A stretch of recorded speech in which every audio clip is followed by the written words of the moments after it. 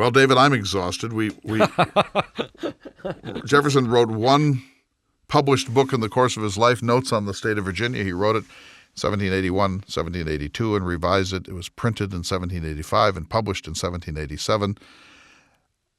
It's a wonderful subject, and it belongs to our Jefferson 101 series. We're up to 109 now, Jefferson and Notes on Virginia. You predicted that it couldn't be done in a single show, and we did not get it done in a single show. But well, it's such a rich source of information on Jefferson. We talked about two main subjects today. One was Jefferson and the degeneracy theory, the view that Europeans had that everything American was somehow inferior.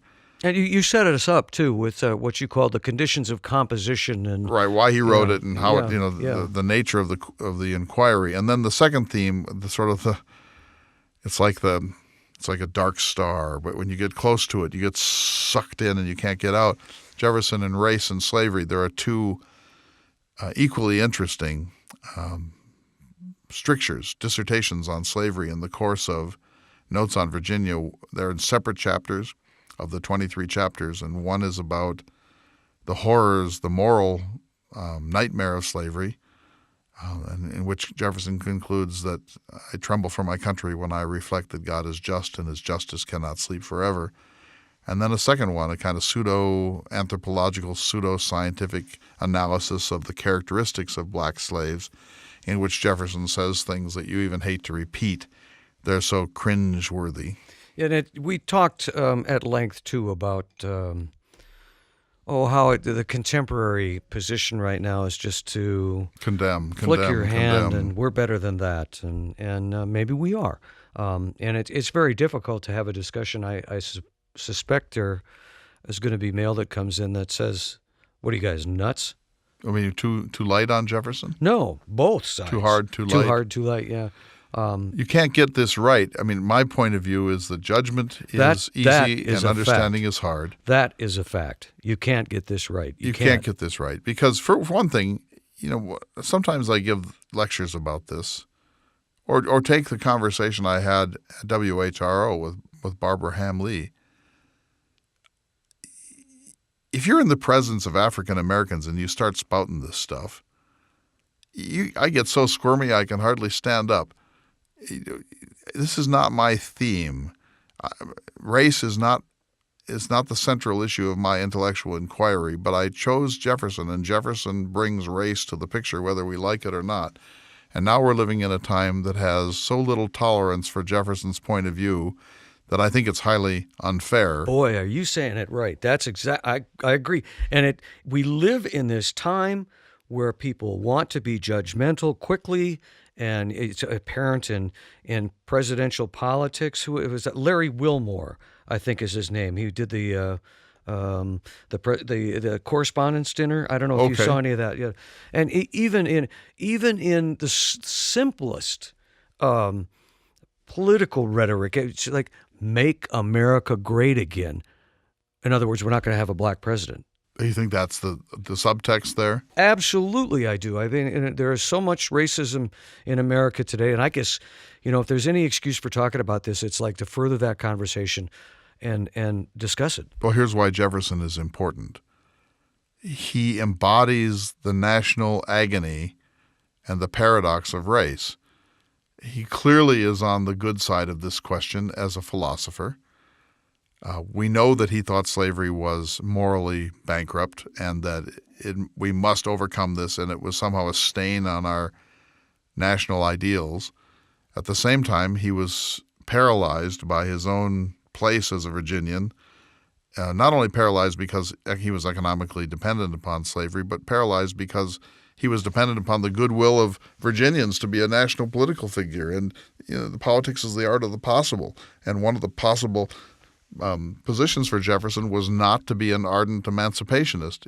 Virginia would have retired him as a crank, as a hopeless utopian, as somebody who was a danger to the very existence of Virginia had he been as thoroughgoing an abolitionist as I know he would have been had he been born in Vermont or Pennsylvania.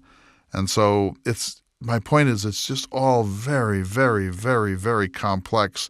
And the more we try to judge it, the less light we're ever going to shed on this subject. And we live in this time where there is, I don't like the term political correctness very much, but there is so much orthodoxy of a certain, everyone has been wrong until we came around, and we're the first generation that understands what life really is. I find that to be so offensive as a point of view. It's madness. And I always think, what will they say of us? What will they say of us? What will they say of us? And it will not be very favorable, in my view. You know, David, there are more slaves in the world today than there were in Jefferson's time. You know, you started this with this great analogy of calling it the issue of slavery a dark star that you get sucked into. And here we are again. So let's end and let people listen to the show. But could you just say goodbye to that issue and kind of give them an overview about why it's so significant, notes on the state of Virginia, and why it's relevant to the study of Jefferson now? Well, it's called the greatest book written before 1800 in America. It's basically a book about America, American possibilities, American optimism, American wonders like the Natural Bridge in Virginia and the confluence of the Shenandoah and the Potomac and the Ohio River, which Jefferson called, without ever seeing it, the most beautiful river in the world, and the Missouri and the Mississippi and so on. It's a kind of an almanac. It's a kind of an encyclopedia of Greater Virginia. It's a perfect Enlightenment text, heavy on data, light on opinion, and yet in the course of it, this strange, factually based almanac that Jefferson wrote in response to a questionnaire that he received as the governor of Virginia, he also wrote a passionate accounting of his own deepest concerns as a human being, as an American, and as a Virginian. And in doing so, he revealed himself more than he did almost any other time in his life, and he's paid a price for it. He's paid a price because, in a sense, this is confessional. In a sense, he forgot that he was writing a book that was going to be read, and he said what he actually thought about a number of things, and what he thought about some of those things winds up being pretty wild at times. You know, I'm chuckling here because it's, okay, we're done with slavery, we can move on to the book, but it's not like we're done with controversial issues, because I believe next week we're going to start up with Jefferson and religion. Boy, did he get in trouble on that one. I don't think there's anything in here about gun ownership, though, so we're safe there, right? Not in this one. He's a Second Amendment guy, but not on this book. Well, listen now to this out-of-character biographical edition of the Thomas Jefferson Hour from the Jefferson 101 series. This is 109, part 1 of 2, Notes on the State of Virginia. Thanks for listening. Hello, everyone, and welcome to the Thomas Jefferson Hour, brought to you by Bismarck State College on the banks of the Missouri River at the heart of the Lewis and Clark Trail. Good day, citizens, and welcome to the Thomas Jefferson Hour, your weekly conversation with or about President Thomas Jefferson. The Jefferson Hour was created by the gentleman seated across from me now, Mr. Clay Jenkinson. And Clay, we are back for our Jefferson biography series, this Jefferson 101. It's high time. We've been getting some response. People want us to get back to this biographical survey of Jefferson's life out of character. And count me among them. We're actually up to Jefferson 109. With the Notes on the State of Virginia show. That's right, yeah. And I have a suspicion that this conversation may last a couple of weeks. It's a really important subject. You know, it's often said that Jefferson wrote just one book, and that book, first published in 1785, was Notes on the State of Virginia. That's not 100% true. Jefferson wrote a Manual of Parliamentary Procedure for the Senate. Jefferson wrote an Anglo-Saxon grammar. That's still in use today, isn't it, the Manual for the Senate? Yes. Yeah. So he only did the mechanics of publishing one book. But his Bible, the Parliamentary Procedure, etc., those have become books since his time, and they would easily have been books had he had a slightly better printing infrastructure in his time and a somewhat different attitude towards publication. Well, I laugh when you said he is the only one he had a hand in publishing, because even that... He didn't really want it to be published. You started with the list of points that you wanted to go over. I can't remember the first one, what you called it, but it was how it all got put together. I mean, it wasn't...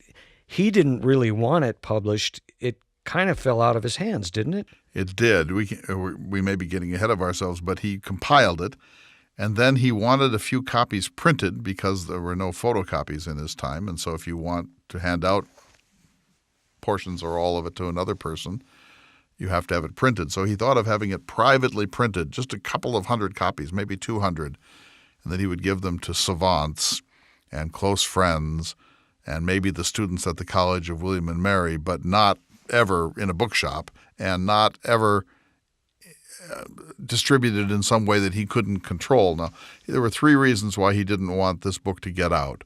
Number one, it didn't seem quite gentlemanly. Jefferson was an aristocrat, and he had very tight aristocratic coding. And to be a writer, a scribbler, somebody who prints for profit, that struck Jefferson as a little below the expectations of his station, his class. And so that's part of it. The second reason that Jefferson didn't want this published is because he wrote very freely about slavery. Twice in the course of Notes on Virginia, he wrote very freely about slavery. In one instance, he condemned slavery in very, very strong terms and said the man must be a prodigy whose manners and morals are undepraved by slavery. And then in the second stricture on slavery, he talked about the actual physical and mental, we'd call them, say, genetic or racial characteristics of African Americans. And he famously wrote what we now regard as bigoted pseudoscience, but saying that black people have an odor and they can't really do mathematics and they can write verse, but they're not poets, and they're lazy and indolent and so on. I got ahead of us, and now you're getting ahead of us. But then the third reason that he didn't want this published was his strictures on the Constitution of Virginia. So he wrote very freely his distaste for the Constitution that Virginia adopted in the aftermath of the Revolution, and he felt that his candor on that subject would get him into trouble with his fellow Virginians. So three reasons. He didn't want to publish because it wasn't gentlemanly. Secondly, his strictures on slavery would come back to haunt him, and they did, and that his, to use an 18th century term, animadversions, his critique of Virginia's imperfect constitution would cost him politically, which it partly did. Well, let's go back to your plan for discussion on this, which I thought was very good, and it helped me to sort of put together a list of things to look up and read. You wanted to begin by talking what you called the conditions of composition. It's such an interesting story. So the secretary of the French Legation, so a diplomatic secretary in Philadelphia, sent a query, a questionnaire, let's call it, to all of the colonies, to all of the new states, and asked the governor or someone in the central authority of each of those states to answer certain questions. And this would help the French understand their ally in the Revolutionary War. And it was the Enlightenment, so this sort of questionnaire was inherently popular in this time. And so he sort of created this circular letter that went to all of the chief magistrates in the 13 original states, and they were given the opportunity to fill out this questionnaire.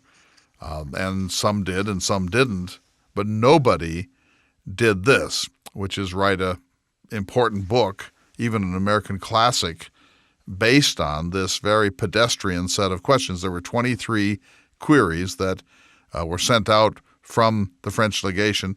I'll just quickly go through them. Boundaries, rivers, seaports, mountains, cascades, productions, mineral, vegetable, animal, climate, population, military force, marine force, aborigines, counties and towns, constitution, laws, colleges, buildings and roads, proceedings as to the Tories, religion, manners, manufactures, subjects of commerce, weights, measures, and money, public revenue and expenses, and histories, memorials, and state papers. So 23 basic queries, and the idea was that somebody would sit down in a day or two and write a quick little set of notes for each of these. So mountains, the Cascades in New York, the Adirondacks, just listing with maybe a sentence or two of description about each one. But it was meant to be a sort of a grand continental list of the qualities, social, natural and political in each of the original 13 states. I'm not sure exactly how to describe it, but I don't want to say it's a dry read, but parts of it can are. be dry. Yeah. And then there are parts where he interjects his opinion, and those I found much more interesting. Well, so a couple of things about that. First of all, the secretary of the French legation was a man named Francois Barbé Marbois, and he's the originator of this. And as I said, most states either ignored it altogether — this was, after all, a period of war — or they wrote back very hasty and cursory responses. A couple of governors did more, and Jefferson wrote a book. So that's number one. Number two, Jefferson had been working on this sort of a thing all of his life. He was a great collector of data, and he used to carry around little sheets of paper and little ivory notebooks, and he would jot down data and then organize it when he got back to Monticello, and he had an elaborate file system on many subjects quite like this. And so he was a natural collector of information, and he always wanted to find a way to have a taxonomy to organize this information, when suddenly in the mail comes this questionnaire which invites him to organize his information in a certain type of way. So he wasn't just starting from scratch here. Jefferson had already been working on this for a very long time, probably not knowing what shape this would take. What Jefferson essentially wrote was an Encyclopedia of Virginia. And today we have encyclopedias of many different things. There are online encyclopedias of states like Virginia and Florida and Louisiana and so on. Jefferson effectively was writing an Encyclopedia of Virginia, and by Virginia, we meant something much bigger than our Virginia. It certainly included today's West Virginia, but it also included Kentucky and Tennessee. In some sense, Jefferson's Notes on Virginia is really notes on North America, or notes on everything but Canada in North America. So it's a much bigger concept of Virginia than you might suggest. It's not like Notes on the State of Rhode Island, where you're talking about one small little jurisdiction. For Jefferson, Virginia, in a sense, was America, and when it wasn't geographically America, it represented America. So, for example, he writes about the Missouri River as one of the rivers of Virginia. He writes about the Ohio River as one of the rivers of Virginia. Those are well beyond what we now consider the very large state of Virginia. But isn't it true at that time that Jefferson really looked at Virginia as a country on its own? Yes, and the center of this country, our emerging United States. So he was the kind of person who was automatically interested in a project of this sort. And third, Jefferson was a Baconian, and so one of his three heroes was Francis Bacon, who was a contemporary of Shakespeare's and John Donne's and Queen Elizabeth. And Bacon was a believer in induction. That is, you gather data. You patiently gather data and avoid drawing conclusions. And when you get a lot of data, then you start to see patterns, and that's how knowledge actually works. And so Jefferson was a dedicated Baconian, and so gathering data and then presenting it to you, the reader, was exciting to him. When we read Notes on Virginia, there are lots of sections that are very tedious because it seems like statistics or dry enumerations of animal species or comparative analysis of the mammoth and the moose and the elephant and so on. We find this tedious. Jefferson found it absolutely fascinating. What I don't find tedious is some of the reason behind this, which you've discussed with me at length on previous shows, and it was sort of a vindication, because the idea in Europe was that, those Americans, they're nothing there in the natural world is as good as it is in Europe. Yeah, the term vindication is exactly the right term, David. Jefferson believed that the old world had a distorted view of America, and that it belittled America for its flora and its fauna and its humans, and it belittled America for its human achievement, including the achievement of white European settlers. And Jefferson found this appalling and damaging and outrageous, and so he went on a lifelong campaign to prove to the old world that the new world, if anything, was more majestic, more fecund, more bountiful than the old world had been. There is an interesting episode I want to talk to you about. We're going to take a short break, but when we come back, would you tell the story of Jefferson and the moose? I'd be happy to. The importation of a moose from the New World to France was right in the heart of this debate that Jefferson was in with the great savants of the Old World about what was known as American degeneracy. We'll be back in just a minute. You are listening to the Thomas Jefferson Hour.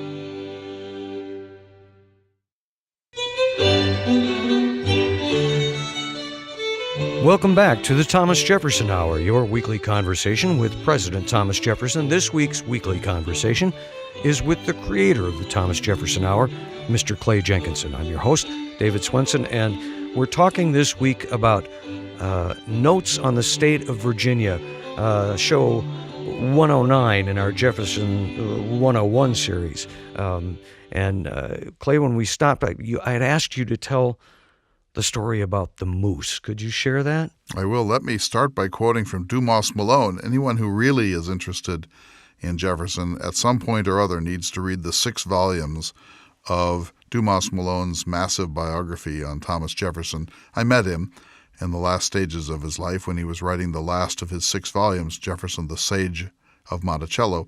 And in his volume, Jefferson and the Rights of Man, on page 99, he writes, about Notes on Virginia. One of his purposes was to make a zoological defense of the New World against the aspersions of the Old, even though the question of the relative stature of wild animals had no social significance. The effort to disprove these contentions of Buffon was a fascinating game into which he entered with vast enthusiasm. As a lover of tall tales, he delighted in this contest over big animals. So Buffon, the greatest of the European biologists, French, had written, 43 volumes or something, some massive number of volumes. He was called the French Aristotle. He was the greatest natural scientist of his era. He kind of had an attitude for America too, didn't he? He did. He was French intellectual. I mean, think of the massive achievement. And he didn't suffer fools gladly, and he did not think that America was very bountiful. Now, he wasn't just prejudiced, although he surely also was, but he actually believed that such evidence as he had proved that the counterparts of European animals, European elk, European bear, American bear, that sort of thing, that the American counterparts of European quadrupeds were smaller and weaker than the originals in Europe. He also believed that climate is destiny, which Jefferson believed and Montesquieu believed, and the sense that Buffon and others had from what little they knew of North America, they'd never been here, was that we were a cooler and moister climate than that of Europe, and because of that, our productions, animal, physical, mineral, that sort of thing, the productions of the New World would be less in stature, in fecundity, in size than their European counterparts. So he's not just hating America or being prejudiced about the New World. He actually thinks he knows what he's talking about, but on very slender evidence, just travelers' reports and so on. And by this time, we had not penetrated very deeply into the continent of North America. And so Buffon holds this view. But there was another man, then the Abbé Raynal, who held a much darker view that Europeans who were transplanted from Europe to America degenerated here, that an immigrant from England or from France coming to Pennsylvania would degenerate under the terrible, barbaric, and savage conditions of the New World. Like I said, he kind of had it in for America. But that was Raynal. That was not Buffon. Yeah. So there are two different people here. Anyway, so Jefferson finds this all extremely objectionable, and he met Buffon, and he tried to convince Buffon that he was wrong. In fact, he had purchased in Philadelphia, before he went over in 1784, panther skin for $16, which is a huge amount of money then. And he took that panther skin over to France and had it sent over to Buffon and said, look, I think you should look at this. I think you're wrong about this. Very respectfully, Thomas Jefferson, a minister plenipotentiary, and so on. And he went to dinner at Buffon's. He got Buffon a copy of Notes on Virginia. He went to dinner at Buffon's, and they got into this kind of, I guess you'd call it a dispute, in which Buffon scoffed at Jefferson's view that North America, if anything, was equal to and maybe even more fertile than the Old World. And so then Jefferson got his back up, and he decided to prove his case to Buffon by importing a moose, not a live one, but the bones and skin and antlers of a moose.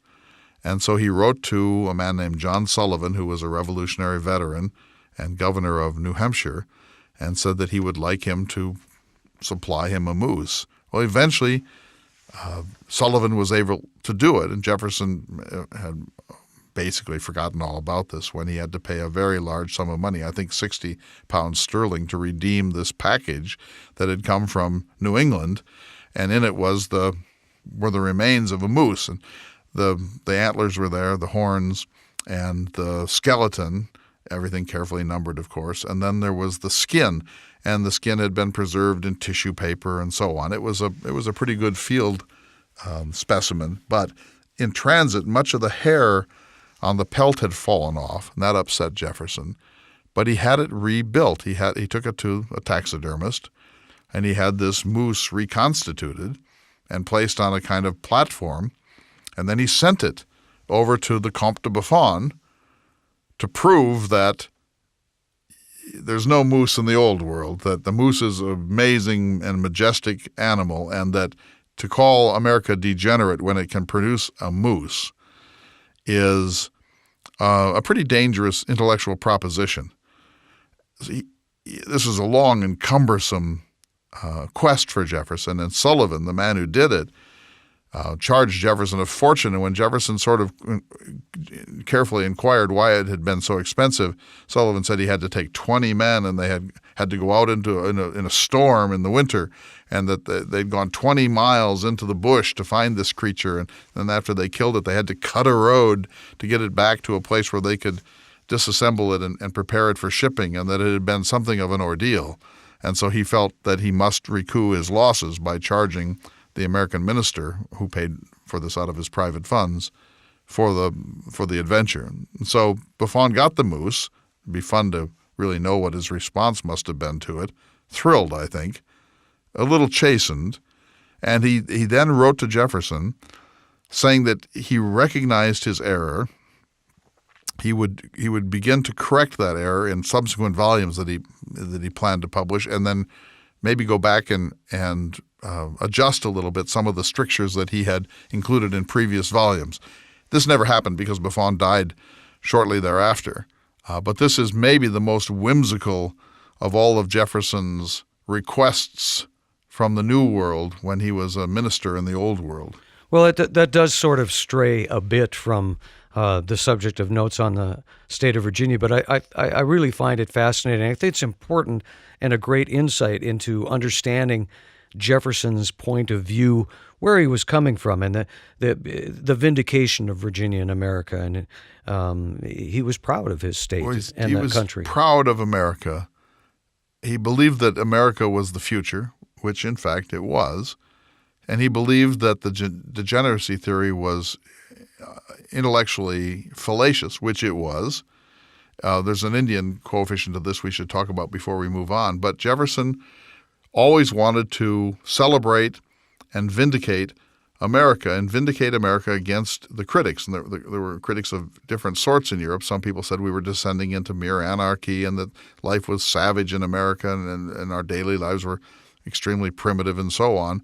And there were others who believed, as Buffon did, that if climate is destiny and the American climate is not equal to that of Europe, that it would stand to reason that flora and fauna in the New World would be somehow diminished. And then there were those who just like to beat up on America and regard us as a nation of savage upstarts. But Jefferson was always trying to combat and contest these mythologies. And of course, if he had done all of this after Lewis and Clark, think what he could have done. I mean, the buffalo. Jefferson, so far as I know, never saw a buffalo. Lewis and Clark encountered a couple of moose on the return journey in July of 1806. The pronghorn antelope, one of the most majestic creatures in the world. The American elk of the West is extraordinarily large and powerful animal. The grizzly bear. I mean, if Jefferson had been made, if he lived in a different time and had been made minister after Lewis and Clark, he would have had all of those creatures shipped over to Europe to vindicate America. But let's talk quickly about Indians, David. This is a subject that's of great interest to you and to me. One of the things that Buffon and others argued was that American Indians were degenerate, and not just because they led comparatively primitive lives. He meant that they were, as physical specimens, not up to par. And the evidence for this was their low birth rates and the fact that Indian men did not have body hair. Now, I know that sounds ridiculous, but on such slender bad evidence, whole infrastructures of European theory were developed. And Jefferson, in Notes on Virginia, goes into some detail to explain this. He says that Indians kept their birth rates low by design and that they actually had ways of doing that, including abortificants, ways of terminating unwanted pregnancies. And he said that Indians are not hairless, that they actually pluck beards and mustaches and other body hair as a matter of style or vanity, and that to conclude from what little evidence Buffon might have had that they're hairless and therefore degenerate is absurd.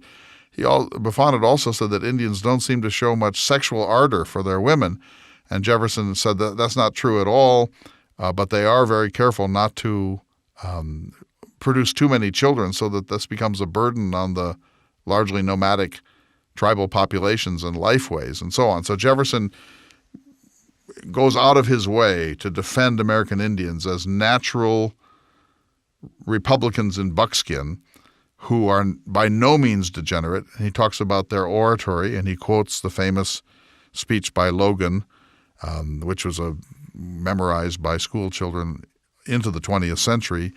And he talks about his own father's relationship with Indians and how Indians are natural democrats. They don't submit to centralized authority, that Indians are brave and virtuous and upright, and there's a certain kind of inherent dignity in Indian life and in the way Indians held their bodies and the way that they responded to crisis and so on. So all of this is part of Jefferson's systematic defense of America, and it finds expression in this book. And there actually are charts comparing European deer to American deer and European fox to American fox and so on. I remember a section when he was writing about Native Americans where it seems to me that it was a part of a long defense of why mammoths may still exist. Do you recall that? First of all, Jefferson comes just before modern science really takes deep root. And so he does not believe in evolution. Jefferson believes in the chain of being, that the Creator God designed everything on a continuum from the most primitive creatures to the most sophisticated creatures, and that every species occupies a specific link in the chain of being, and that if a link was extinguished, if there was extinction, that this would jeopardize the entire continuum of life on Earth, that everything is interdependent. And so extinction was something that he couldn't fathom. He sort of began to understand it a little bit at the very end of his life, but he thought that the mammoth was probably still out there somewhere. He encouraged Lewis and others of his explorers to be looking for evidence of the mammoth and the giant sloth and the saber-toothed tiger and so on. And he said that that there were oral traditions coming from Native American tribes that said that the mammoth was probably still out there somewhere. Mm-hmm. It goes into detail about this meeting and this speech by a chief. Well, the speech I can give you. Yeah, and how they found they had found bones in certain areas and stuff. But let me give you the speech because it's justly famous. So it's a man named Logan who was a Mingo, and he was a friend to whites. He was sort of a Pocahontas sort of figure, friendly to the white conquest. And there had been some war reprisals. There had been some border skirmishes, and a man named Michael Cressup, on behalf of Virginia, led a campaign against the perpetrators of these border depredations. And in doing so, he killed all of Logan's family. And here was Logan, our friend, but his family were regarded as good enough Indians to kill. And so Michael Cressup had killed him, and so Logan then surrendered, and he came in and he gave this speech, which Jefferson records, probably with some embellishment, but it became a source of great controversy, and it is also still regarded as an exemplum of the native mastery of oration. So here's what Logan said. He speaks of himself in the third term. I appeal to any white man to say, if ever he entered Logan's cabin hungry and he gave him not meat, if he ever came naked and cold, and he clothed him not. During the course of the last long and bloody war, Logan remained idle in his cabin, an advocate for peace. Such was my friendship for the whites that my countrymen pointed as they passed and said, Logan is the friend to white men. I had even thought to have lived among you, but for the injuries of one man, Colonel Cressup, this last spring, in cold blood and unprovoked, murdered all the relations of Logan, sparing not even my women and children. There runs not a drop of Logan's blood in the veins of any living creature. This called on me for revenge. I have sought it. I have killed many. I have fully glutted my vengeance. For my countrymen, I rejoice at the news of peace, but do not think that mine is the joy that comes from fear. Logan never knew fear. He would not turn on his heel, even to save his own life. Who is there to mourn for Logan? Not one. So that's pretty beautiful. There's a little biblical cadence in there, so it might have been embellished to a certain degree. But Jefferson recorded it, and I'll tell you what happened. The Cressup family took this very badly and said that Jefferson was distorting the truth about that incident, and that Cressup was not a butcher, and that Jefferson was unnecessarily pro-Indian in the way that he told this story. But Jefferson stood by it. And that speech, Logan's Lament, is something that forensic students memorized throughout the 19th century from Jefferson's work in Notes on Virginia. Huh. Well, it seems a perfect transition to go from his relations with Indians into his relations with black people. He was my impression is that he writes more about slavery in Notes on the State of Virginia than he really did any other collected place. Is that fair? It's the most concentrated work that he ever did on this subject. And he talks about it in two of his different queries, in Laws, Query 14, and Manners, Query 18.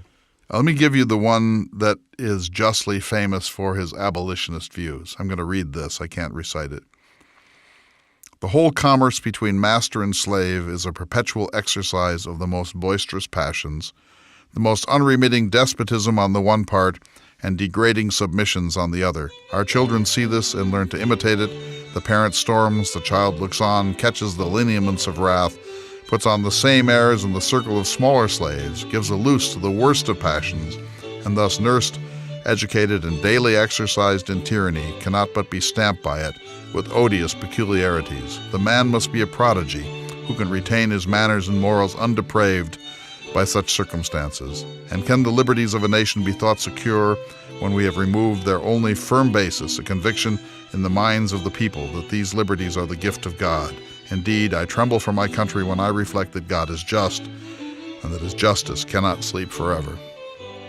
That's pretty strong. It is. And hold that thought, because we're going to take a short break. But we'll be back in just a moment.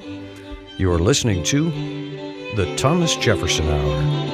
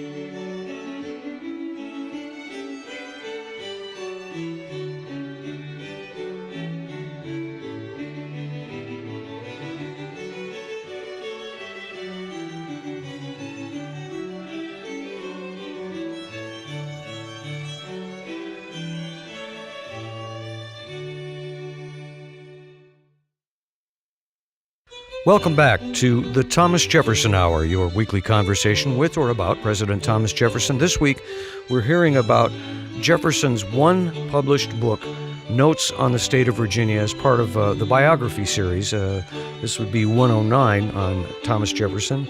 And we're guided through this discussion, this conversation, by the creator of the Thomas Jefferson Hour, Mr. Clay Jenkinson. And we stopped, you had just read a very famous passage about slavery, and how did you put it? His most passionate denunciation of slavery, and it was used, David, by abolitionists from that moment through the 13th, 14th, and 15th Amendments. In fact, it was used in some part during the Civil Rights Movement as Jefferson's deeply held conviction that slavery was just fundamentally wrong. And he says, I tremble for my country when I reflect that God is just and his justice cannot sleep forever. So here's Jefferson the deist invoking divine wrath and saying, effectively, God may punish us. What goes around comes around. And, Lincoln picked up that theme in his second inaugural address when he said, it may be that the Civil War can't end until enough blood has been shed to match the amount of blood that has been wreaked from the backs of our Negro slaves in the course of American history. Jefferson doesn't invoke divine providence very often. He does invoke it here.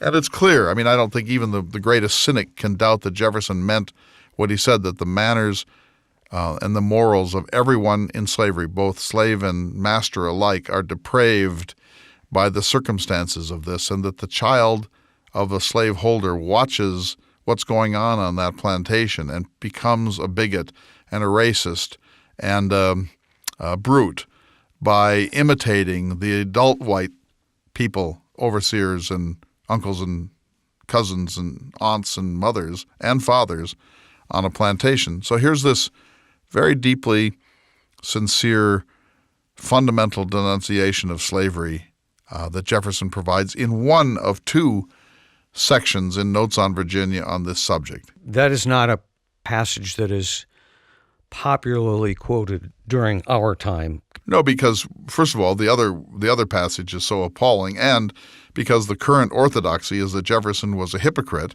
and simply a hypocrite with respect to slavery, and that if he said those things, A, he should have acted on them, or he didn't even mean them. He was just trying to posture as an emancipationist when he had no real interest in emancipation at all. I actually believe that Jefferson was conflicted, in some ways morally paralyzed by all of this. There's no question about that. If you look through his writings, it amazes me that he's fallen into, what's the word, disrepute over his stance on slavery, because, people just want to go, yeah, he was a slaver and that's it. He's no good. We can't talk about him anymore.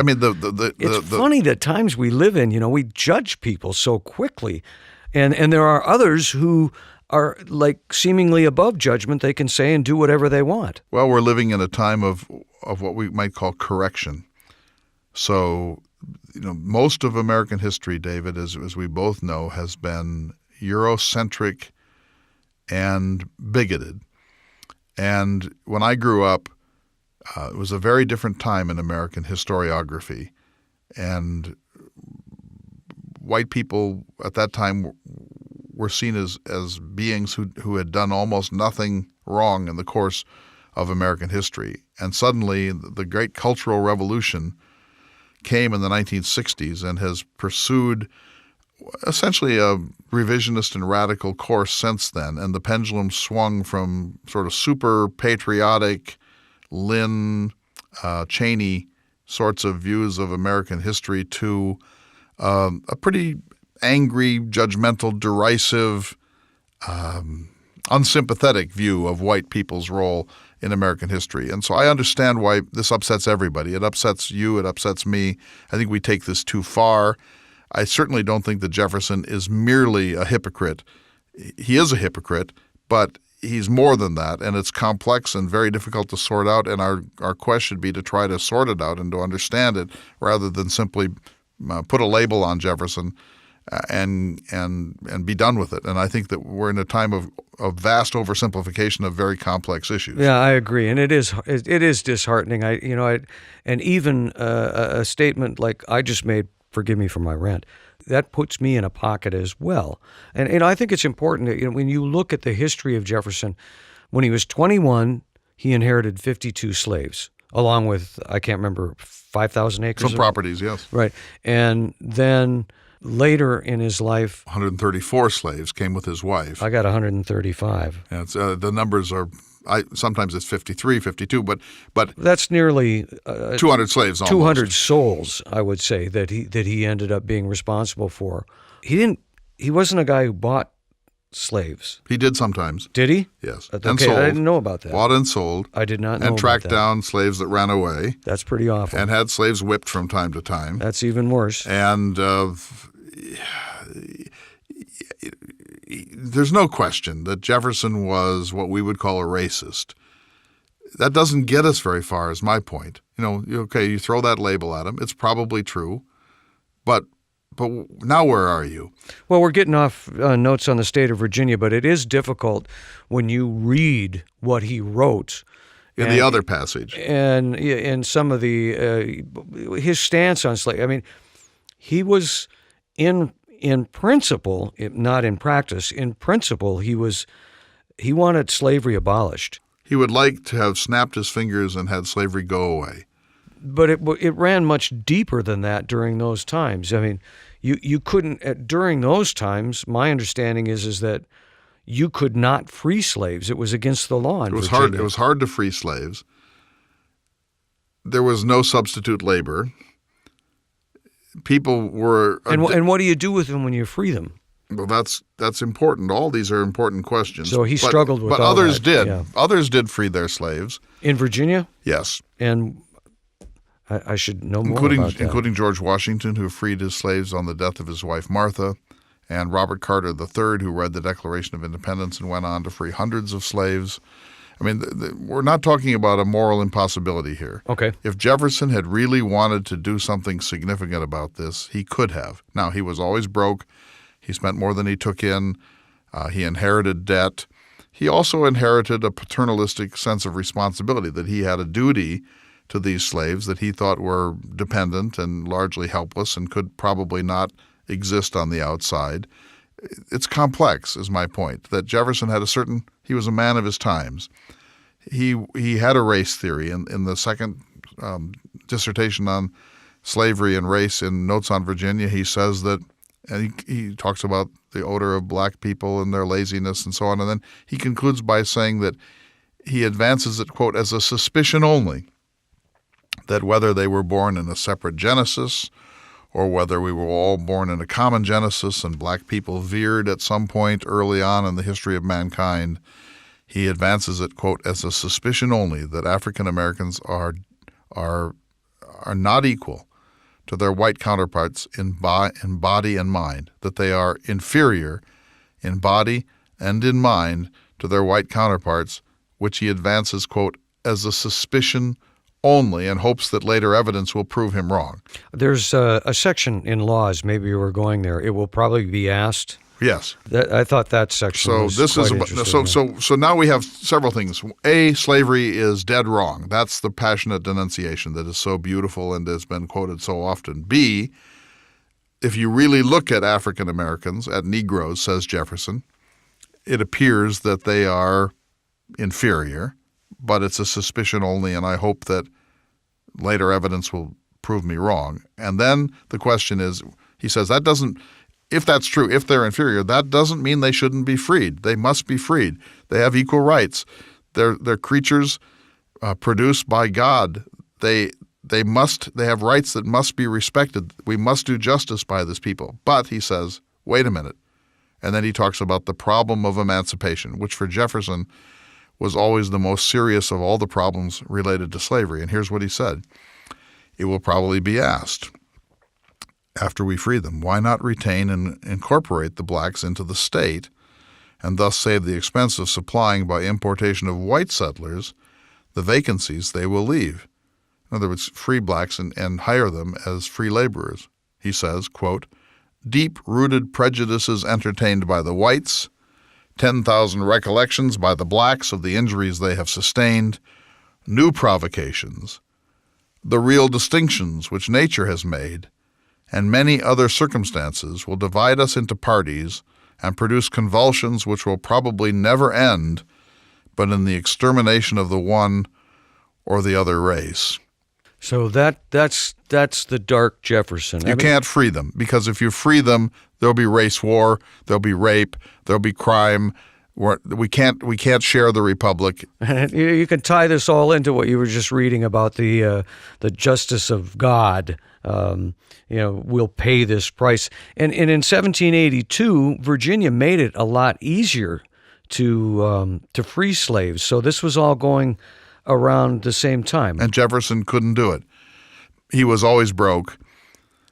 In fairness, when he inherited the slaves via his wife, Martha, they were heavily burdened with debt. He inherited a great deal of land, property, houses, other material goods, and slaves, more than 130.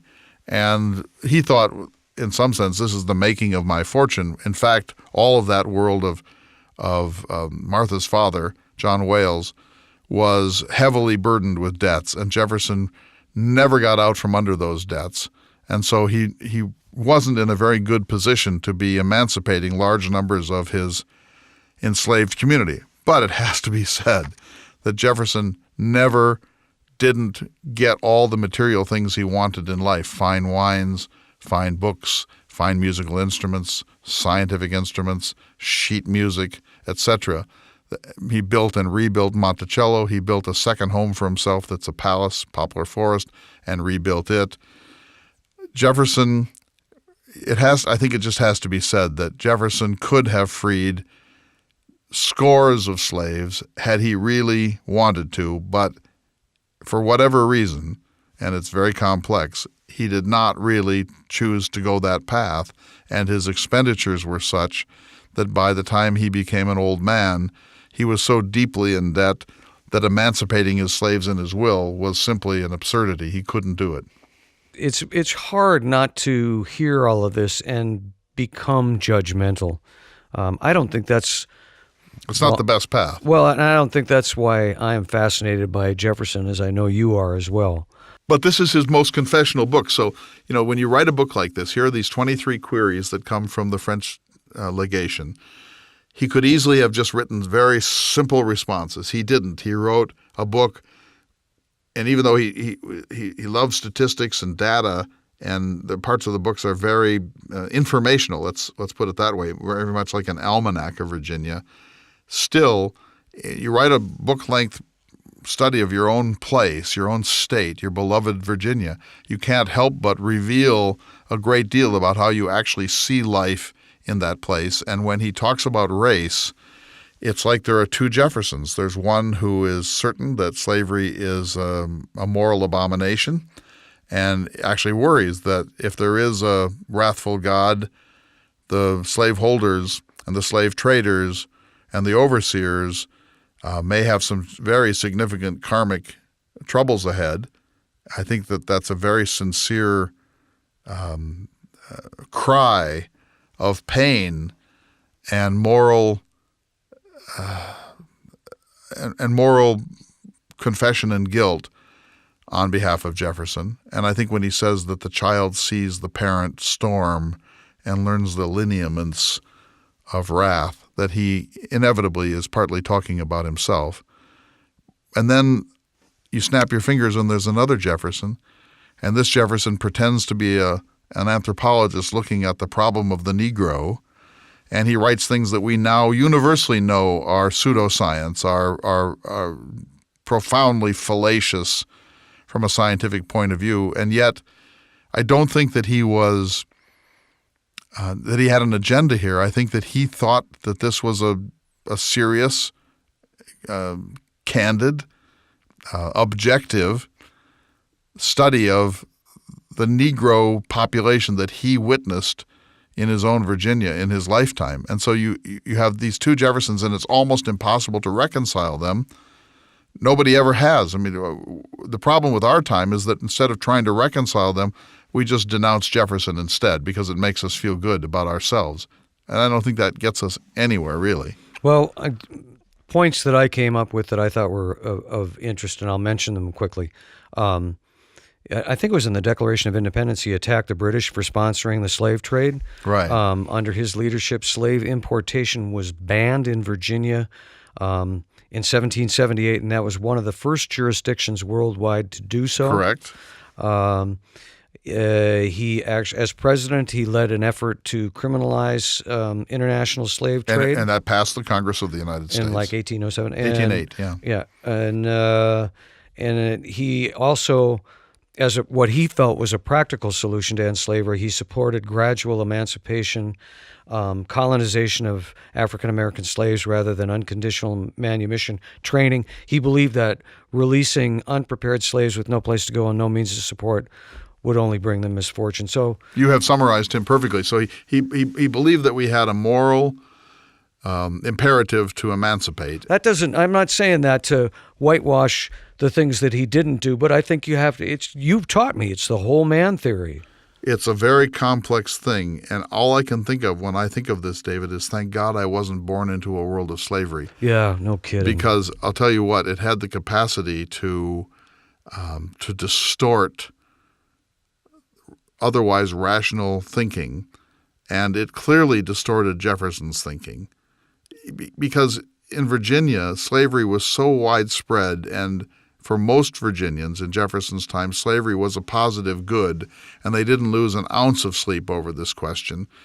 And Jefferson clearly lost a good deal of sleep over this question, wrestled with it, but he was trapped. He was caught by the habits of the heart and the ancient institutions of his own society, and wriggle though he did for a while, he couldn't wriggle his way out of this, and he at some point sort of shrugged, I think, and said, you know what, this is not a problem that's going to get solved in my lifetime. This is a problem for our children and our grandchildren, and I hope by some magical pill that we will emancipate all of these people and repatriate them in Africa, and somehow we can pretend that this never happened to us.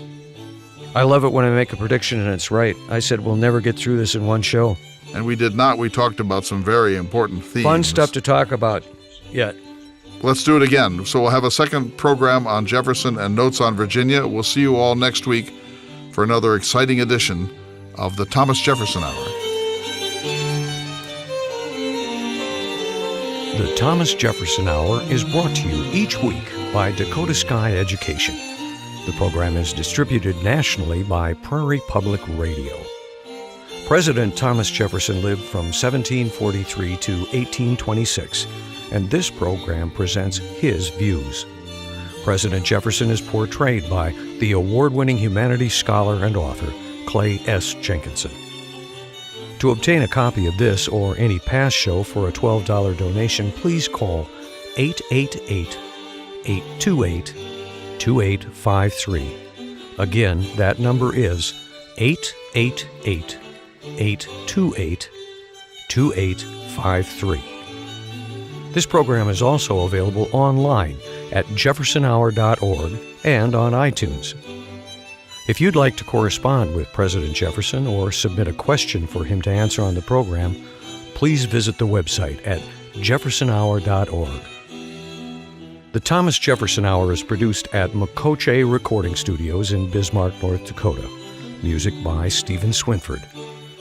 Thank you for listening. Please tune in again next week for another thought-provoking, historically accurate program through the eyes of Thomas Jefferson.